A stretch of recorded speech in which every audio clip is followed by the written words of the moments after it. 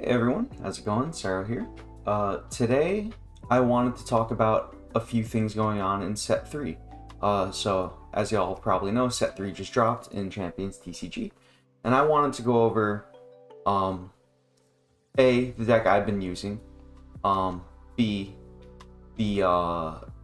some of the cards that I think have been, that stand out, some of the standout cards. So we'll take a look at the standout cards first, and then we'll take a look at the deck that I'm using afterwards. I am currently sitting rank 1 on the ladder with this deck. I'll show you guys on the leaderboard later on in the video. Right now, I just want to look at this list because I didn't save it. So this list here that I have on the right here is what I believe are the staple common and uncommon cards in the newest set. So that'll be your grays and your silvers. So all these cards are excellent, they're very high power level, and they are very affordable. And that is the main thing I want to highlight here. So we'll go over each card individually here. We have Fuku, or fuck you, you know? He's even flipping you off in the artwork. There's a handful of hedgehogs. All the hedgehogs in the set are all pretty good. Excuse me. But Fuku is especially good because, for one, he's a 1-mana 4/4. You could just play him out as a 4/4 if you really want to, but that is not the intended way to use this card for the most part. With Fuku, you can play him and you can choose a creature your opponent controls, and you get control of that card or of that creature, and you donate them to Fuku. And the really interesting thing is, right now the way Quantum Shift is working is the Fuku that you donate them is not allowed to attack on the next turn. So you can use it as a way to slow your opponent down and kind of steal an attack from them, as well as just stealing a ton of tempo from them. So this card is excellent. Alright, so let's say Timberfawn and Elkantler, especially the Oakwarden as well, if you can somehow find it in your collection to have this Oakwarden. All three of these cards are insane.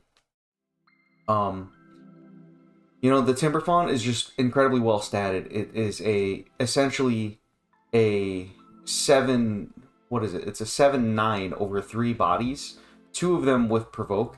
So just the Timberfawn is just excellent. It soaks up so many attacks, sometimes 3 to 4 attacks before all the pieces of this card die.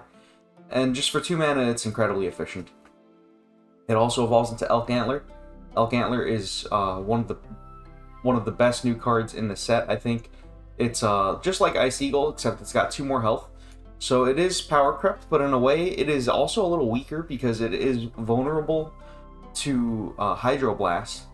And actually Updawa, a card we're going to look at later, is also vulnerable to Hydroblast. So I actually think there is some room in this metagame for Hydroblast to see some good play, because Elkantler and Updawa are just so they're so powerful in what seems like this early metagame. So I think you might want to take a look at that. I tried playing a deck with what was it? With the Aquafluffle and the Hydromain. I didn't have much success. I only played the deck once. I lost the game immediately. But I do think there is I think there could be something there with that concept of using those Hydromains. Moving on, we have the Bubby. So let me find Bubby if I can. Here we go. So Bubby, and as well as Chubwing. I consider the Chubwing a staple card. If you're going to be looking to get any rares from this set, I think Chubwing should be one of the first ones you look at. It doesn't have to be the first one, but I do think it should be one of the first ones you look at, because it's just an incredibly powerful evolution. The Bubby itself is just really good. 2 mana, 2/3 Whirlwind, incredibly efficient. Big enough that it can trade with Provokes and live, and then get to be evolved into Chubwing. And one of the nice things about this current format is there's so much wind seeking now that we have Bubby, Chubwing, and we also have Strawbash and the Barricane, which we'll look at later on. But yeah, these 2 cards, excellent. I highly recommend them. Let's take a look at Pukey. And Pukey evolves into this dude right here, the Vomentacle, and he's a 4-mana 5/5. Also with Greed. So this guy is just a brand new business. He's bigger, he's better. Yeah, business is back and he's better than ever, is basically the moral of the story.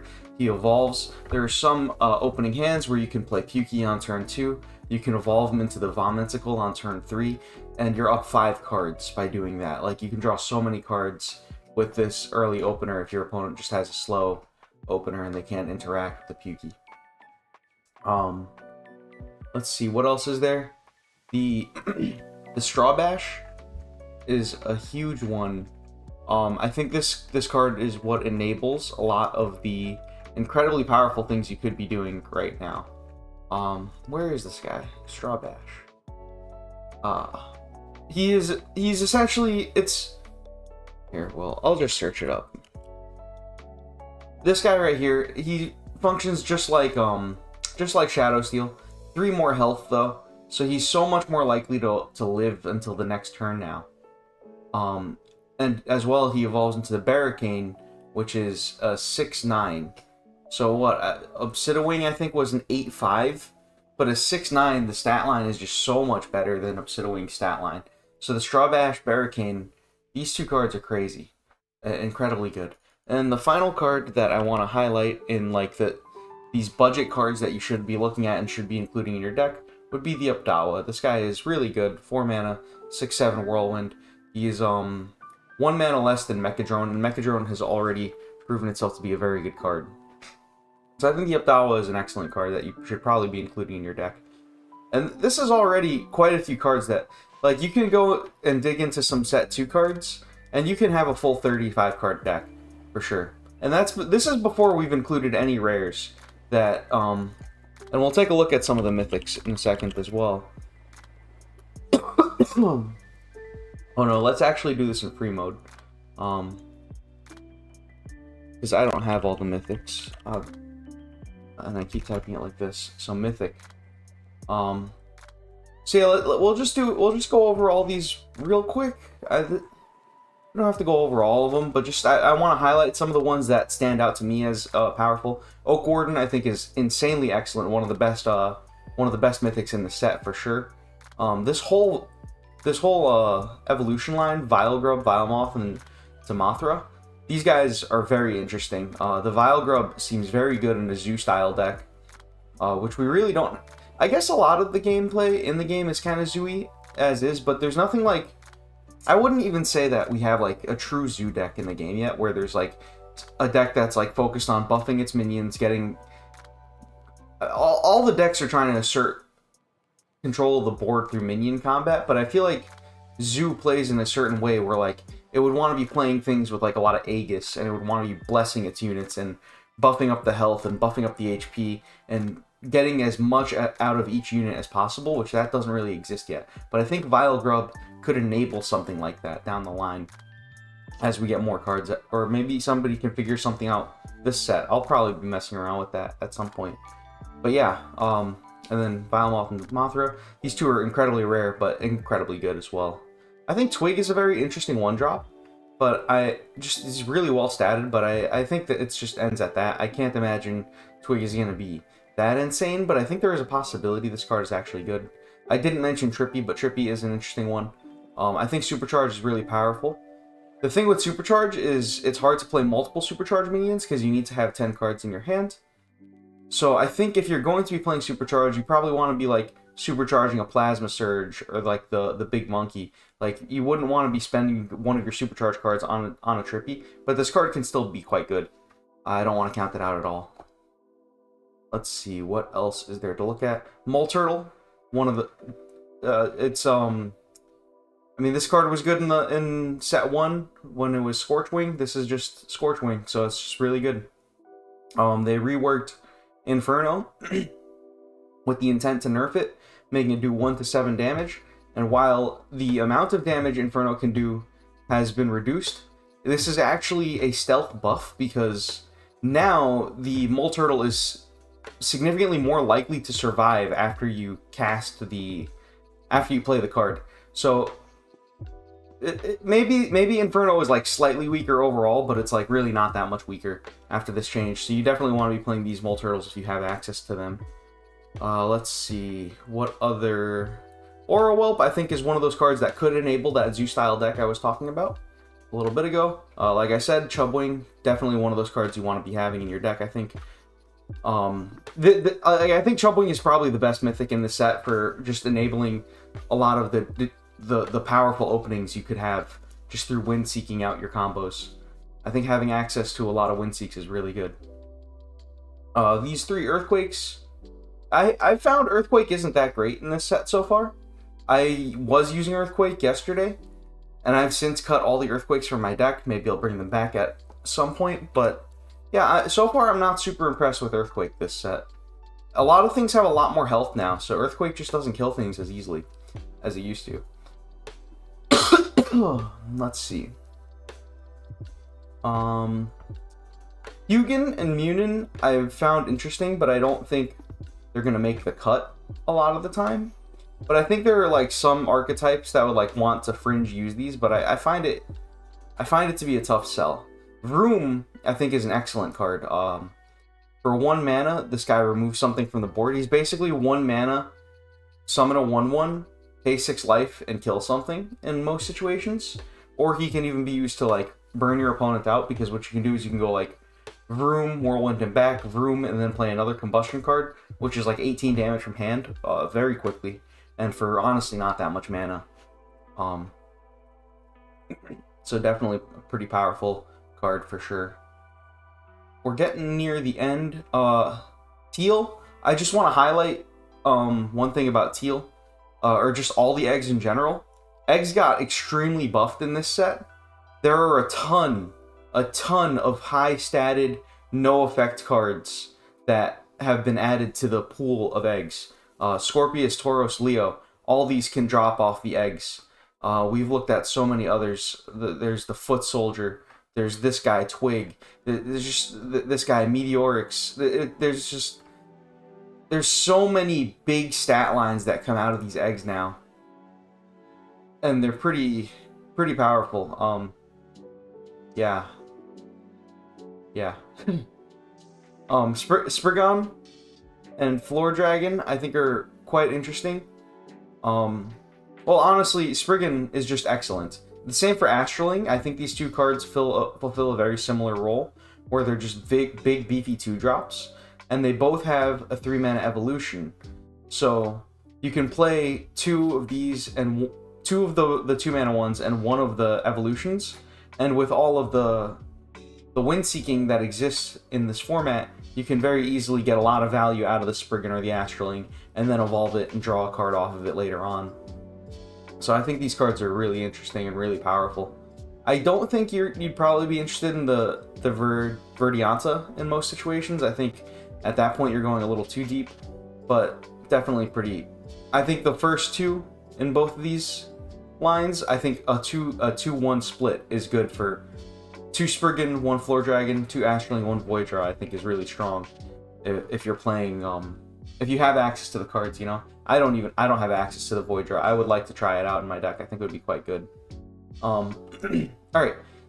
So we've gone over all the new cards that have been added. We've gone over what I think are the cards to look out for. Oh, this guy, Fluffy, is also pretty funny. I've seen people use this guy. He's big. He's jacked. I think he's pretty susceptible to whirlwinds and freezes. So I personally am not trying to play this card, but I've seen quite a few people try to play it. And then, alright, here. So you can see, that's the proof. I'm rank 1 on the ladder. And now I will show you the deck list that I used to get rank 1 on the ladder.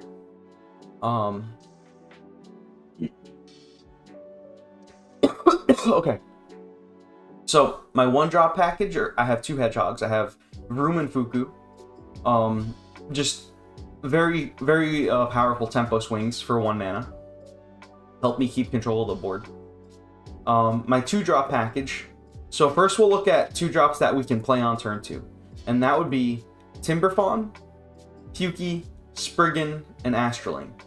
With Spriggon and Astraling being your best turn 2 plays in most circumstances. Sometimes you'll want to greed, but usually I think going and just grabbing the board is really powerful in this format.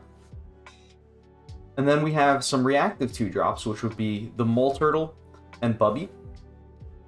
Bubby is excellent at, just in general, being able to use to whirlwind any kind of big threat. Excuse me.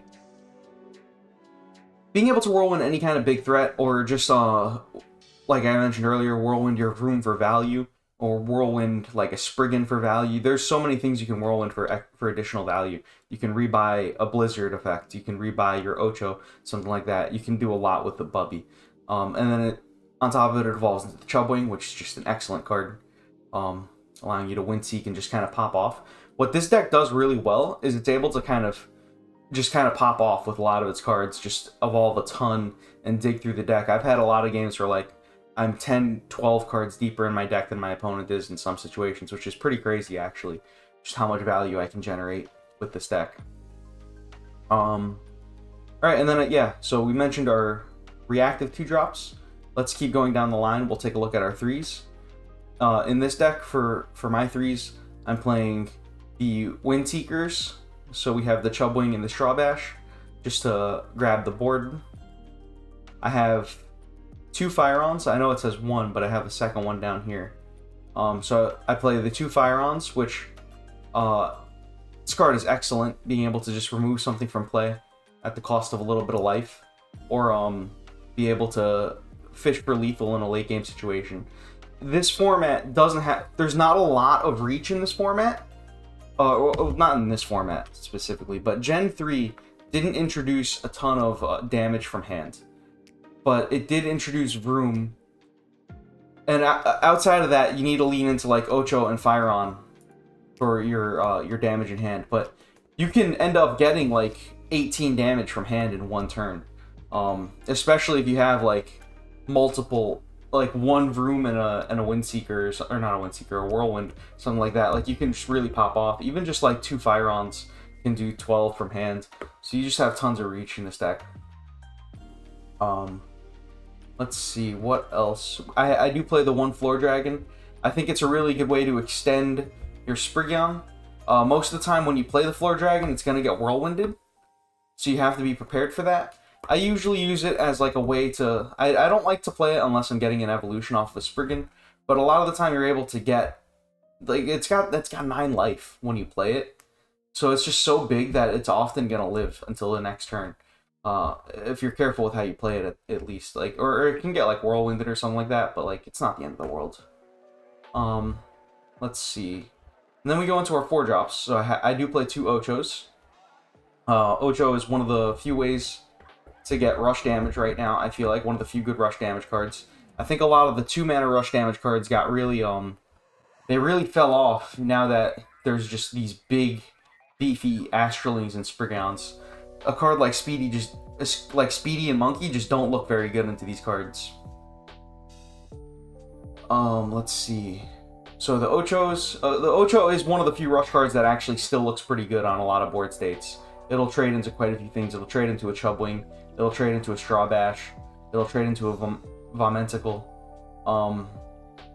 Yeah. It'll trade into a good amount of things still. So let's see. The Elkantler. As I mentioned, I even play the 1 Oakwarden. I think this evolution line is insane. I really want a second Oakwarden because this card itself is just, in this current format, is really good. It can't get whirlwinded. It can't get frozen.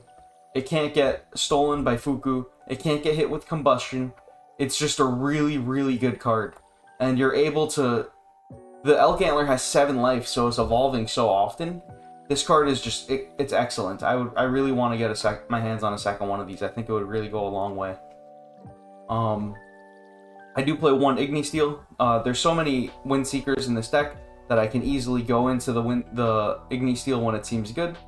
And there is a lot of self-damage in this deck. There is 30 points of self-damage in this deck.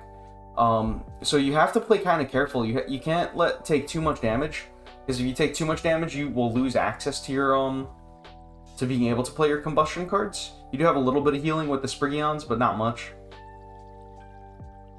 And then you can even whirlwind, like we talked about, you can whirlwind your combustion, so there's even more than 30 points of self-damage, depending on how you play a game out. I'll do tons of damage to myself when I play this deck. I'm pretty reckless with the amount of damage I'll take early if it means I get a little bit of board control. I'm happy to spend life for board control. And then to top the list off, it's the 1 Barricane. And the 1 Barricane is just excellent. You get to combo off with your Strawbash. You can have some crazy turns where you win seek multiple things and you evolve multiple things in one turn.